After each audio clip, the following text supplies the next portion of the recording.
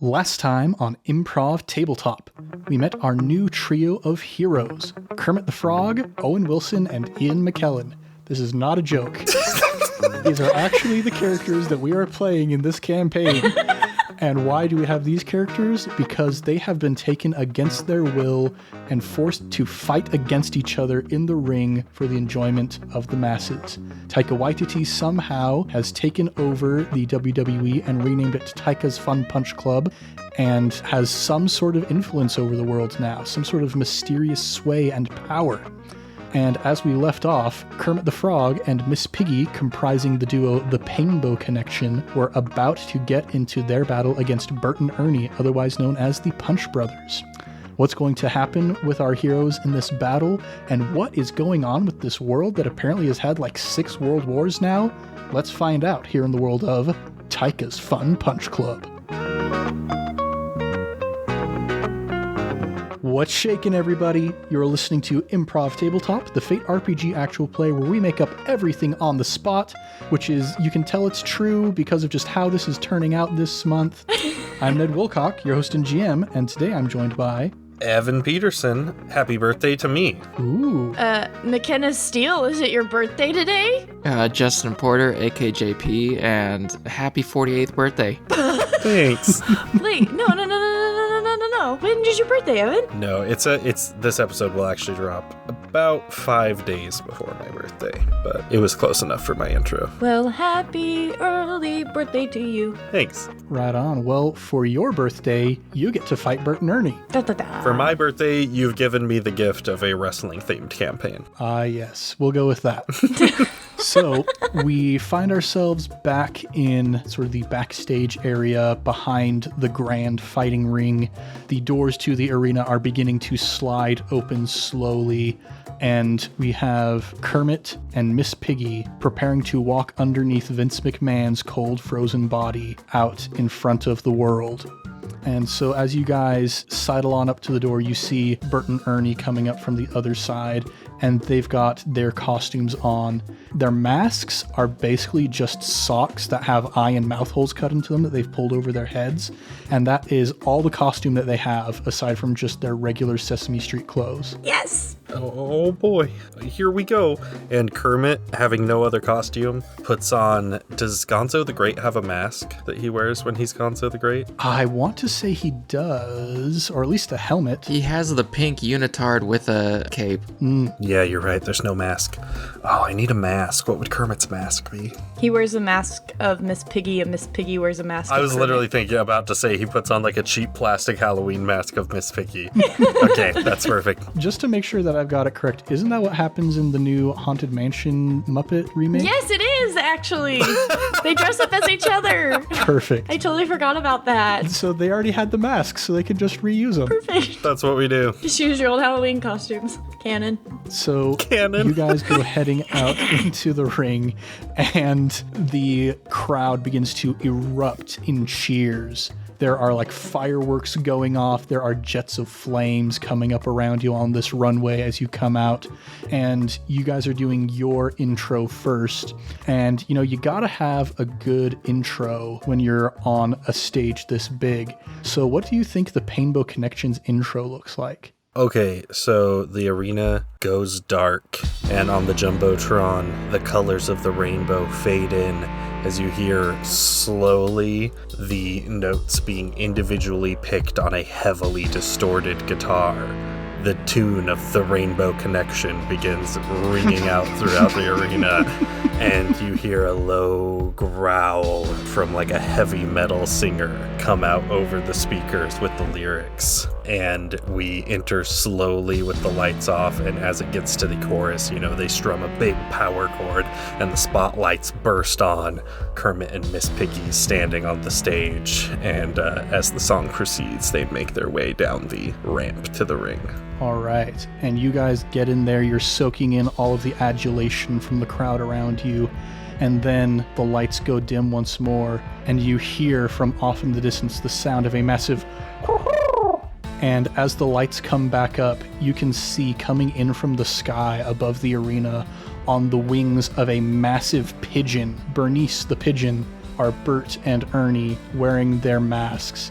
and they go soaring over the audience all across the arena. And the pigeon is dropping t-shirts behind it, just merch that has a picture of their masks on the front of it.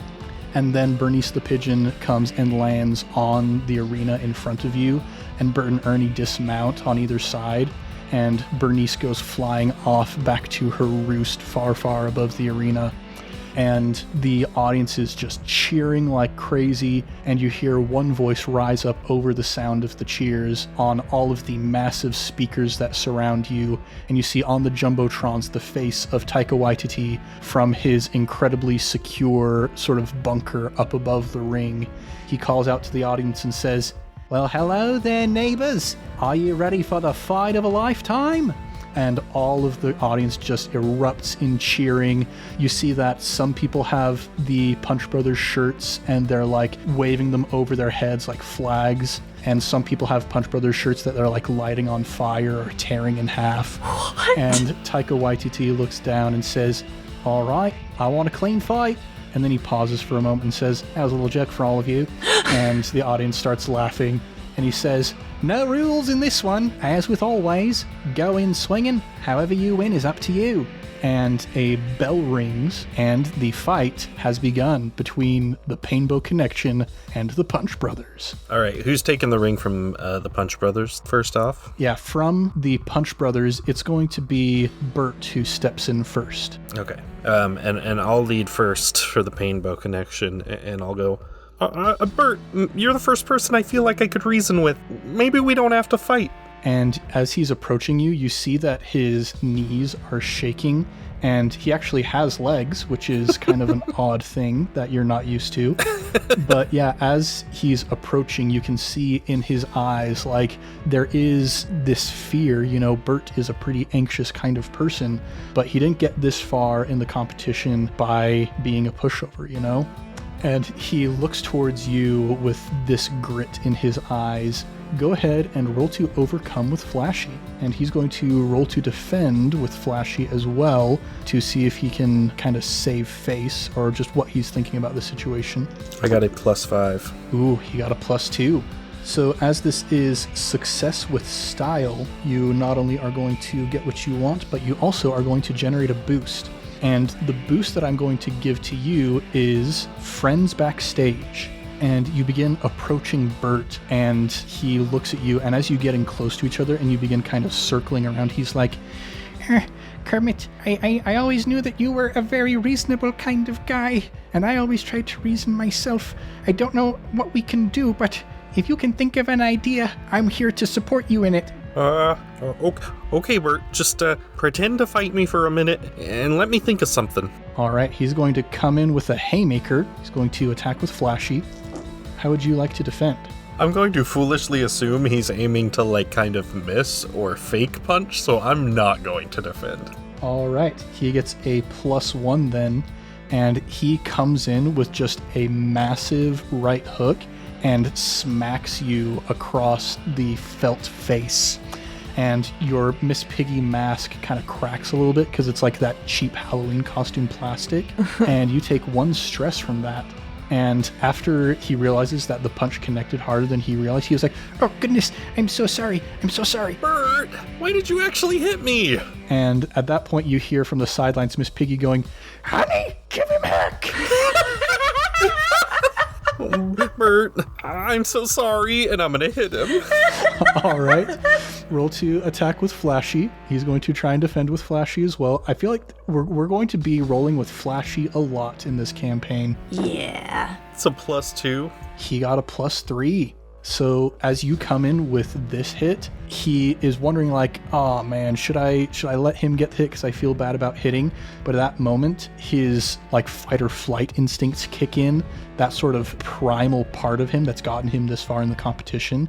And he does the splits, and your fist goes right up over his head, and then he pulls his legs back together and stands up in like perfect dancer sort of fashion.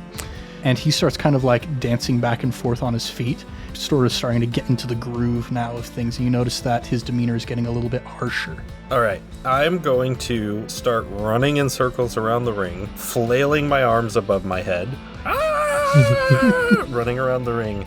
And I'm going to run him in like 3 circles around the ring, and then I'm going to scramble up one of the turnbuckles in the corner and try and jump off and do like a splash on top of him. All right. So I just realized I said just a splash that's a wrestling move, and I realized the term for this move is a frog splash. Oh, That's perfect. nice. So it seems appropriate. Yeah. So let's have you go ahead then and roll to attack with Flashy.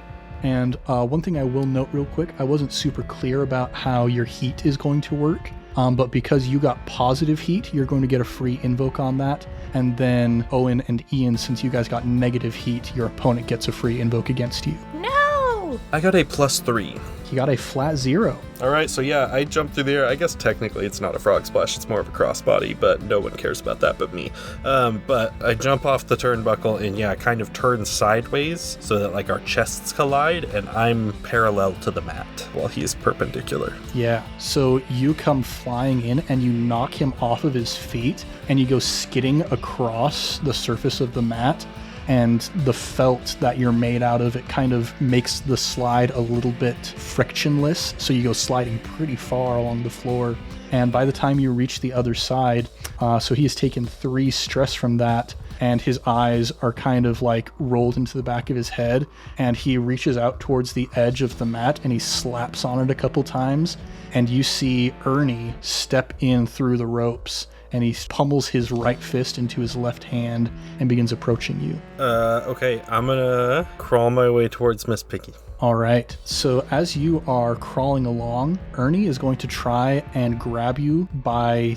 Well, I guess we decided that you don't have feet, didn't we? Oh, I do. Okay, so yeah, he's going to reach down and grab you by your feet, and he's going to try and do basically what the Hulk does with Loki. Yes! And so he's going to attack. He's not going to worry about Flashy. He's just going to attack with Forceful. And how would you like to defend? So if he's lifting up my leg, oh man, wrestling moves sometimes are so hard to describe with words. There's a way to counter a move in pro wrestling where you sort of tuck yourself and do almost like a somersault and flip the person who's grabbing your feet over the top of you so they land on their back. And I would like to try and do that to him as he grabs my foot. All right. So yeah, since you're utilizing an established wrestling move, I'll say you can defend with Flashy. That's only +1. He got a +2. So he picks you up by your feet and kind of smacks you around a little bit. And then he goes into like a hammer toss kind of spin. And he's like gauging the trajectory. And as it gets to the point that you're going to fly right in Miss Piggy's direction, he lets go. And so you go spiraling through the air towards Miss Piggy. And she reaches out and she grabs you right before you hit her in the face. But it's still enough of a shock as you stop to deal 1 stress to you. And with that, as she hits my head, that will be a tag. And I will use my stunt to tag in Miss Piggy. All right. So at that point, Miss Piggy steps in through the ropes. And she's like doing that thing where she swirls her arms around, getting her punchers ready to go. And so she goes approaching to Ernie. And she gets low into a run. And as she's running, she's like dragging her right fist along the ground behind her and building up momentum. And as she gets really close to Ernie, she brings the fist up to use the full momentum of the run behind her. And she's just going to sock Ernie right in the solar plexus. That's a very Miss Piggy move. So she rolls with Forceful, getting a +4. Ernie's also going to roll with Forceful, getting a +1. So Miss Piggy jabs him right in the solar plexus, and it goes into like slow motion. You can see his entire body folding around her fist, and there's like this flash of light as she connects, and he just goes flying up into the air, and he spins around a little bit and lands on top of Bert on the other side of the ring. And you see at that point one of those guards come up with the lucha mask and the stun baton, and he gets down and he starts going in for the count, and both Bert and Ernie are just groaning in pain. And the bell dings, and he goes over to you and Miss Piggy and raises up both of your arms, and the crowd cheers as Taika Waititi says, "And we have our winners, everybody, the Painbow Connection." And I would like to crawl under the ring real quick because that's traditionally where weapons and strange assorted items seem to be kept. and I'd like to crawl past Ian McKellen's bed and come out with a rubber ducky, and I'd like to run over to Ernie on the ground and go, "Oh, Bert, Ernie, I'm so sorry. Take this with you." Ernie reaches out with a feeble hand and takes the rubber ducky as a couple more guards come up and they grab them by the collars of their shirts and they start dragging them along the ground. And you see once more the doors open up to the backstage and you see that big manhole cover split in the middle and open downward into this dark pit beneath. And the two guards get to the end and they pick up Bert and Ernie and they toss them into the hole, and then it closes back up behind them. And as the crowd cheers, Taika says, "And now, a little performance from Billie Eilish and Lady Gaga while we prepare for the next bout." And as I head backstage, I'd like to go find Owen and Ian and just say, "Hey guys, what do you think's down that hole?" Nothing but the abyss. Oh. Well, I've actually been thinking quite a bit about that. And, I think we could probably assume it's not good. It's gonna be probably darkness, and, if you lose a battle, they're gonna throw you down there as, a punishment for not being good. I'm sorry to say that there's not a lot good that comes from the darkness. Well, I was really hoping that you guys would be able to make me feel better. Oh, Kermit, I'm so sorry. Here, let me give you a little hug. Is that all right? I don't say anything, but I nuzzle into the hug. All right. Would it make you feel better if I lose the next fight and go down there and give a look-see for you? Fool of a took! Why would you go out and lose just to be thrown down into the abyss? You don't know what's down there. I'm gonna cover Kermit's ears and look at Ian and be like, "Well, I don't know. I'm just trying to be helpful. I'm trying to think of a way that we could make Kermit happy because he's not very happy right now." Well, then throw yourself in, rid us of your stupidity. Guys, Owen, I don't want you to throw yourself into the pit. I want all of us to find out what's down there. Maybe get out of this place and stop this fights from happening anymore. In order to do that, we would have to find Master Watiti and take him down. And he's look at him. The way he sits up there, he's like God. I don't know if I would call him God, but if only we had some eagles, we could fly up there and then take them down with their eagles. And then he goes and looks for a moth. Sir Ian, as you are looking around for a moth, you're going around the craft service table and you hear from underneath the tablecloth a little psst. Huh? Who goes there? And is followed up by another psst. And you see a finger come out from underneath the tablecloth and start beckoning you towards it. Frodo Baggins? And you go and you peek under the tablecloth and he's like, close. And you see it is Elijah Wood underneath the tablecloth. Frodo Baggins? And you see it's the weirdest thing. He does not have the long curly hair. He's not wearing a little waistcoat and knickers. He doesn't have big feet. He has this red cone hat on his head and this blue cape around his shoulders. He is dressed as Wirt from Over the Garden Wall. And he looks at you, Sir Ian, and he's like, "Yeah, okay, yes, Gandalf." And he gives you a big old wink. "Yes, Frodo Baggins." Don't patronize me, you. And what is this ridiculous outfit that you're wearing? And he says, quick, before they see you. And he lifts up the tablecloth and waves for you to come join him underneath. This isn't the first time I've been into a hobbit hole. And you crawl in and sit down next to him. And now the interesting thing is Elijah Wood lost in the second round. He was in a fight with Daniel Radcliffe, and Daniel Radcliffe came out on top because he had guns bolted to each of his hands. But I love your ability to take super well-known actors and only reference the most obscure things they've done. That movie is Guns Akimbo for anybody who is not familiar with that. But anyway, Elijah Wood was taken out pretty early on in the competition. You saw him go down into the pit. My boy, how are you still here? We saw you got thrown down into the abyss. It was tricky trying to make it out, but I was able to scrounge together enough pieces of costumes and whatnot from the other celebrities down there. We decided that one of us would go back up and try and make it out to warn the rest of the world, and I was the one who got elected to take care of that. And he reaches into his pack and he pulls out a rope that has like bits and pieces of costumes from all of the different celebrities that you fought against. My boy, are there more that are alive down there? Yes, we're all alive down there, but it's a tricky situation. Well, I thought that as I fell down, I might run into a beast of shadow and flame or something like that. But instead, I ran into this strange, laboratory of sorts. A laboratory? I don't even know what that is. Yeah, and he gives you another wink. Yes, of course you don't know what a laboratory is. And he says, now when I got down there, I could tell that things weren't going according to Taika's plan, because all around me I could see these, pods. There were tubes leading down to each of the pods, and this pod had my name on it. But there was another celebrity who had already broken out. Harrison Ford broke out of his pod first, then he broke the rest of us out. We don't know what Taika's planning on doing with these pods, but he thinks that we are stuck inside of them.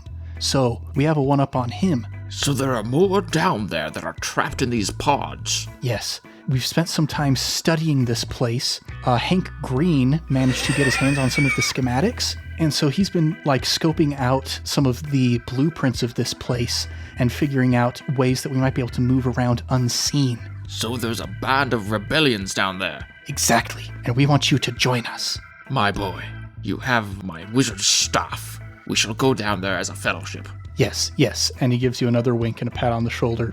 And at that point, you hear the doors beginning to open up once more, and another pair of guards walks in, and you guys are still hiding underneath the tablecloth here, and the guards approach Owen Wilson, and they say, Lightning McMean, you're up next. You have 5 minutes. Oh, right, cool, right, already, wow. Okay, I'll be right back, wow. I roll out from the table and I go, "You shall not pass!" And I knock both of the guards with my cane. Whoa. All right, roll to attack with sneaky. Whoa. They're going to defend with clever to see if they notice you. +1. +1. They got a +4 to notice you. So you come up with your wizard staff, and as you bring it down, they reach out and they cross their stun batons so it gets caught in between them. And you see one of them looks at you in shock and says, "An uprising! We have to warn the big man!" Oh boy. Ned, can I we've been here a little while now. I got that boost that's named Friends Backstage. Can I, at this moment, look around backstage to see if there's anyone around who I think is close enough that I might be able to convince them to join me in an actual uprising quick enough that we can stop the guards from escaping? Yeah, so it's just the three of you at this point, and Zach Galifianakis and Judi Dench. Oh gosh, we're the only ones left backstage. Yeah, you guys are in the final rounds. The plan was we're going to have these 3 final battles, and then the 3 who won are going to do a 3-on-3. That's not the term. Triple threat. Yeah, triple threat. Thank you for your expertise.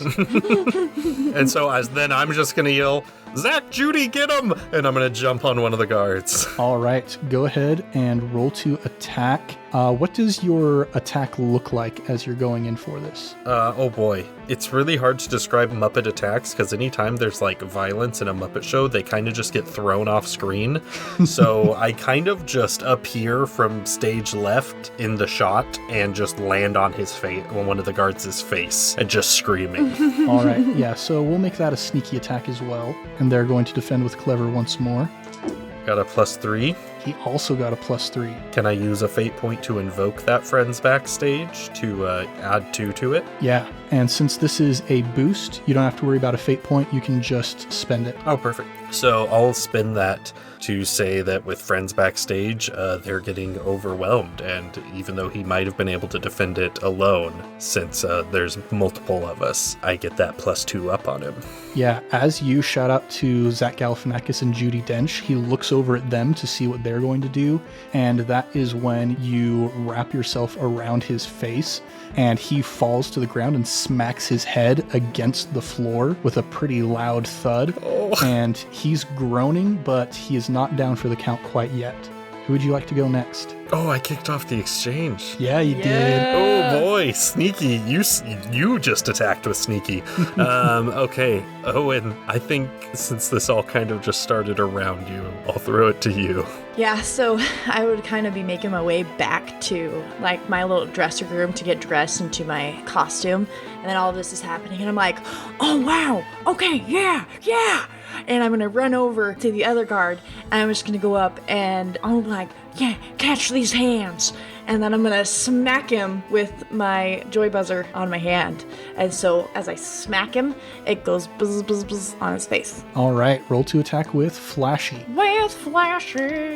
Coming in with a pretty direct attack there. He's going to defend with Quick.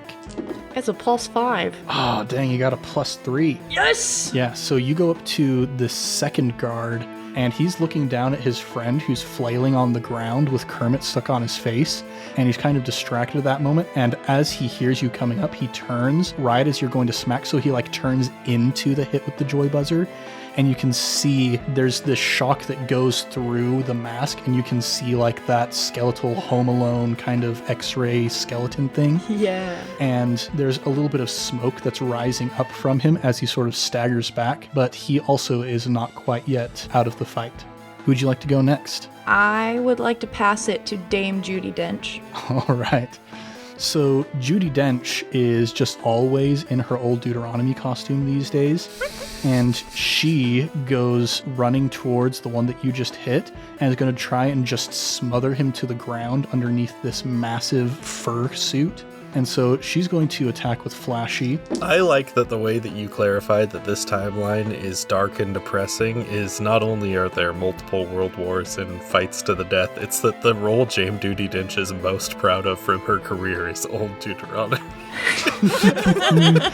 Oh man, yeah. I have personal experience with the shame that comes from having been in a production of Cats, and it's a depth when you see that as a highlight. But yeah, she gets a +3 to smother him to the ground. The guard is going to roll with Clever to see if he notices he's kind of dazed with the joy buzzer, and only gets a +2, so she smothers him down to the ground as well. And likewise, his head smacks against the floor, and he's just barely holding on at this point, but is not out quite yet. And let's turn it to the guards and see what they do. So they're both pinned, sort of in their own ways. We'll start with the one who's pinned under Judi Dench. He's going to try and get her with the stun baton. It's going to be a bit tough to get through the fursuit, so he's going to have to attack with Careful. And Judi Dench is going to defend with Quick to try and prevent him from getting through her fursuit. Evan, you look so flabbergasted. I just, every once in a while during this show, I just have to stop and like contextualize that you just had to say the sentence. This security guard is going to try and attack Jame Judi Dench with his stun baton, but he's going to have some trouble getting through her fursuit. That's exactly what's happening. That is the truth of this world that we've created. Judi Dench defends with a +3, and the security guard gets a +2. So she is dodging expertly out of the way of the stun baton. The second one is going to try and do the same thing to Kermit. He can't really see at this point, so he's also going to try and attack with Careful to try and hit you and not himself. And he gets a +4. Oh boy. Woof. What did I roll in return? Sorry. How are you going to defend against this stun baton? I'm going to try and roll out of the way so he stun batons the guard's face that I'm attached to. Okay, I'll say make that quick. That's only a +1. Ooh, yeah. So he brings down the stun baton on top of your head, and you feel the zap going down through your... This is weird, because felt isn't very conductive, but you still feel the shock kind of go down through your body, and your limbs splay out, all rigid. And so you let go of his face, and you take 3 stress. I just pictured me going X-ray for a second. It's just an X-ray of a human hand. Oh, that's perfect. And since he succeeded with style, he also is going to gain a boost against you. Can I remind me how this works? Can I negate 2 of that 3 stress and take a mild consequence instead? You may. Okay, I'd like to do that, please. Cool. So the consequence that you are going to get is singed. Okay. Because now right on top of your head, there's a little tuft of cotton that's poking out, and it's all blackened at the tips. And so your seams have begun to fray a little bit. Okay. Oh no. And now, let's turn it over to Zach Galifianakis real quick. He is just dressed in a pretty nice turtleneck, and he's got a pair of wide horn-rimmed glasses on and a pair of like chinos. Nothing too fancy, but he reaches over to the table and he grabs a champagne glass and he smashes it against the side of the table. And he's going to come up and just try and shiv the guard who just got Kermit with the stun baton. Oh my gosh. So Zach Galifianakis is going to attack with Flashy as well. Getting a +5. The guard is going to defend with Quick. Getting a +6. Holy cow. I am rolling so much better in this campaign than the last one. Yeah. So the guard sees Zach Galifianakis coming and he rolls out of the way and the glass shatters against the ground. And Zach gives a little snarl. And the only one who hasn't gone yet, I believe, is Ian McKellen. So we're going to pass it over to you. Okay, Ian McKellen is going to get up and he's going to go, taste the dragon fireworks, and put his cane out, but nothing happens. Turns out you don't have magic in real life. What is going on? What about my powers? All right, time to do this the old-fashioned way. And he gets out Glamdring and he tries to hit him in the face with it. All right. Roll to attack with Flashy. This guy's going to defend with Quick.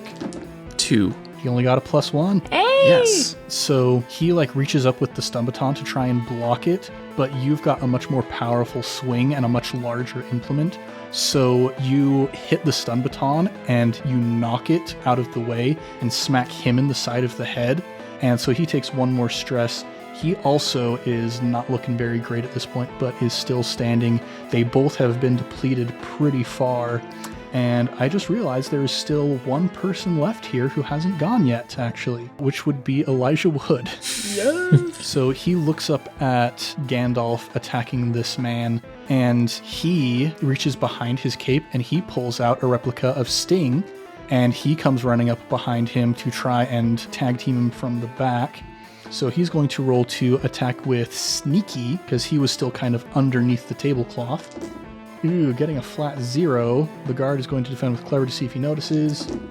Gets a +5. So the guard hears Elijah Wood coming up and he reaches down and he just grabs Sting out of his hands and jujitsu style kind of uses his momentum against him and tosses him so that he rolls across the ground right into the center of the manhole cover.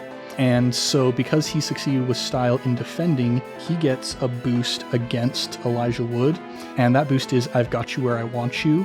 And now he's going to go rushing towards the lever that opens the manhole cover. Frodo, my boy! And Elijah Wood is going to pass it over to... Let's bring it back to Kermit. All right, would I have time to chase after this guy going for the lever and get to him? Yeah. So I'm going to jump up at him and grab on to his head so that my fingers are locked behind his head.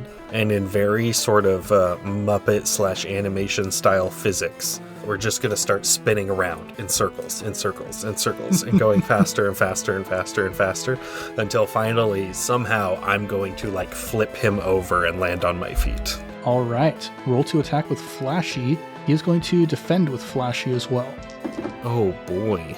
You said we can invoke our heat? Is that only during a match? I'll say that you can invoke it off the stage if you would like. Can I use that to get a reroll? Sure. Okay, because that was a -4. Ooh. All right, that's a +3. +3. You got a +2. So your heat is going to go down to 0, so you're at neutral heat right now. And how would you like to take out this guard? Yeah, so like I described, we're spinning and spinning and spinning, and then I flip him up kind of over my shoulder and bring my feet down to the ground, and he lands on his back behind me, and I turn around and just go, and then walk off. All right, yeah. And the guard, as he lands on the floor, you can hear him moaning, so you know he's still alive at least, but he is out of the combat at this point. So now the only thing you have left to worry about is the guard who's pinned underneath Judi Dench. Who would you like to go next, Kermit? I'll let that guard get one go in before we all get a turn on him. All right. he is going to try one more time. Well, actually, the stun baton didn't work last time, so he's going to go for some psychological warfare, and he leans in close to Judi Dench, and he goes, "The naming of cats is a difficult matter. It isn't just one of your holiday games."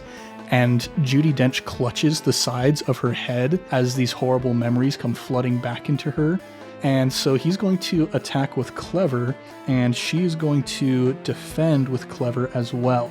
So the guard gets a +4, Judi Dench gets a +6. Yes! We knew she could do it. Yeah, we did. Ugh, damn Judi Dench. So he starts whispering this song, and she looks down at him and grabs the tail of her costume and just shoves it into his mouth.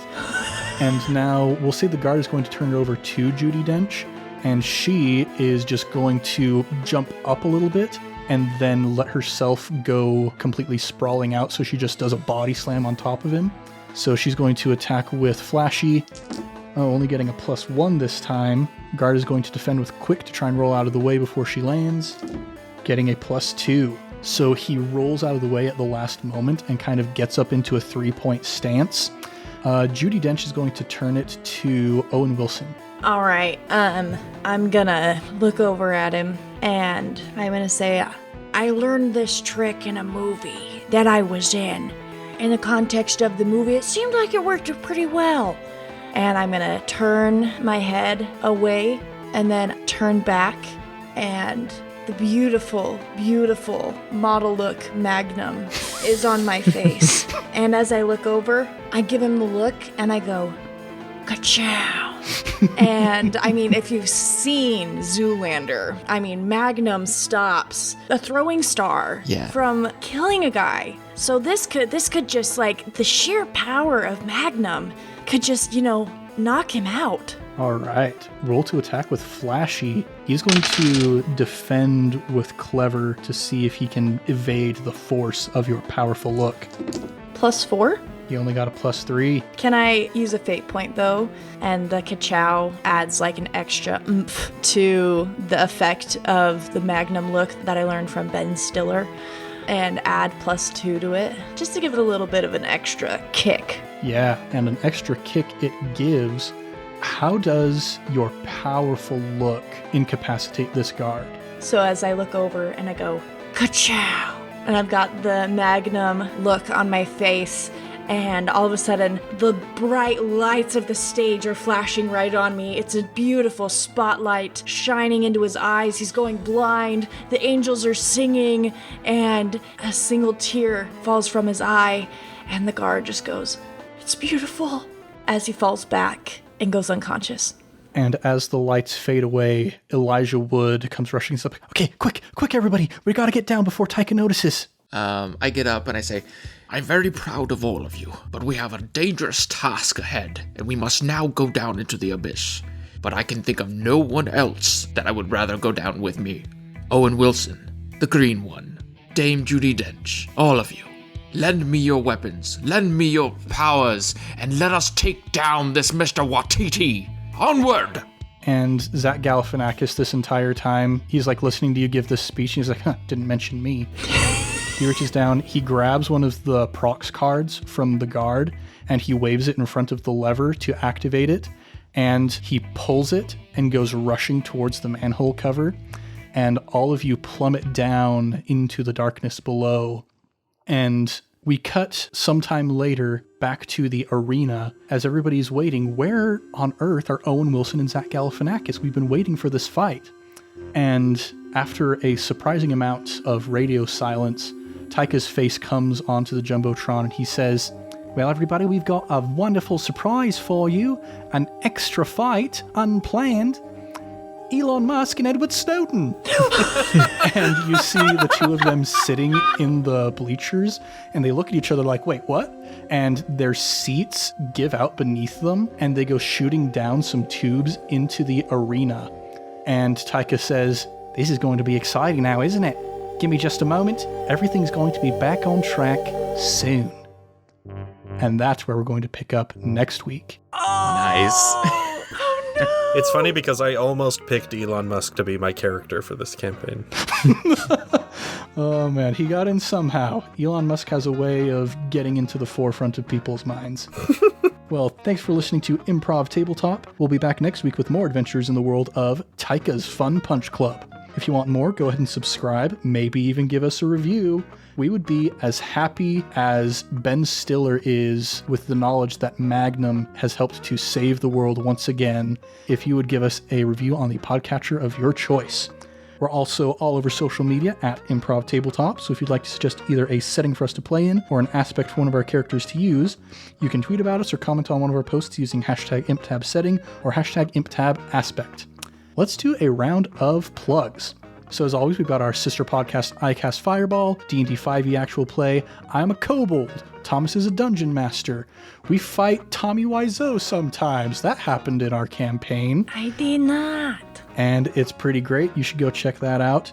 I'm going to give an anti-plug for Cats, the musical. Don't watch Cats. It's a bad show. I would know. I was in Cats. I played Bustopher Jones. I thought it was going to be a good time, and sure it was in the moment, but now I look back and I'm like, why did I do that? Don't watch Cats. It has no plot. That's my anti-plug. Good night. For clarification, Ned was in a stage production in college of Cats. He was not in 2019's Cats, the movie. I am not quite big enough yet to have the clout to act alongside Dame Judi Dench. I would make a reference as to who was Bustopher Jones in the movie, but I didn't watch it. James Corden, man. Was that who? Oh. I'm sorry, Ned. Okay, at least we know Ned definitely did a better job. Definitely. Aw, thank you. Let's see. Evan, you got anything that you would like to plug? I'll plug, you know what, this week? I'll plug AEW. A lot of people know WWE. If you have a casual fan's knowledge of wrestling or you don't really watch, you may not know about AEW yet. They are one of the newest wrestling companies on the scene, and they are providing a lot of good competition. WWE has kind of had a monopoly for a long time on wrestling, and these guys are up and coming, and a lot of old WWE people have gone over to work for them. Morale is high, wrestlers are having a good time, the show is entertaining as heck, and it's honestly never been a better time to get into wrestling. If you jump into AEW, they've only been going for a couple years, so there's not any super long-term storylines to get lost in. You can pick up on everything pretty quick, and you're gonna see some of the highest quality wrestling today. It hasn't been this fun since like the early 2000s, so if you've considered getting into wrestling, flip on AEW. They're a lot of fun. Great way to get started with professional wrestling. Right on, right on. McKenna, you got anything that you would like to plug? Yes. Dear Owen Wilson, one of my favorite movies that he has been in is actually Wonder. Came out in 2017. I saw the trailer for it and I was like, this is gonna wreck me. And it did. I sobbed the whole way through, partially because it's an amazing story. And secondly, the kid that, not the main kid, but the kid that is like the main kid's best friend, I haven't seen it in a minute, but he totally reminds me of my little brother Cameron, and he's so cute. He's 14 now, so my mom tells me I have to stop saying he's cute, but he's cute. But it's a wonderful movie. If you have some free time and are looking for a good movie to watch, go watch that movie. Or you could watch Zoolander, I guess. That's a good one too. But man, that movie's just really good. Right on. And JP, anything that you would like to plug? I honestly don't have anything I want to plug, but we moved into our new house, me and my wife, and we're kind of poor right now. So if you would leave in the comments what your favorite poor person recipe is, we would be very happy. So yeah, just leave in the comments what we should be making for a poor person. Thank you. Yeah, in the continuing adventures of which ImpTab cast member is moving currently. It's all of them. Surprise, surprise. I am moving in 2 days. It's a thing. Wow, so it went Caleb to me, to JP, to you. Yeah. Who will be next? McKenna, I hope you're not too comfortable. I'm not. That's the thing. We're trying to figure it out. Well, we will be eagerly awaiting any developments in that regard. Yes. But everybody, thanks for joining us here in the world of Taika's Fun Punch Club. I'm Ned Wilcock, your host and GM, and I've been joined by... Evan Peterson. It's not easy being green. McKenna Steele. life is a highway, and I want to ride it all night long, you guys. Justin Porter, AKJP, and I have been officially labeled a disturber of the peace. Hey, Yes. much love and stuff, everybody. We'll catch you next week on Improv Tabletop. Bye.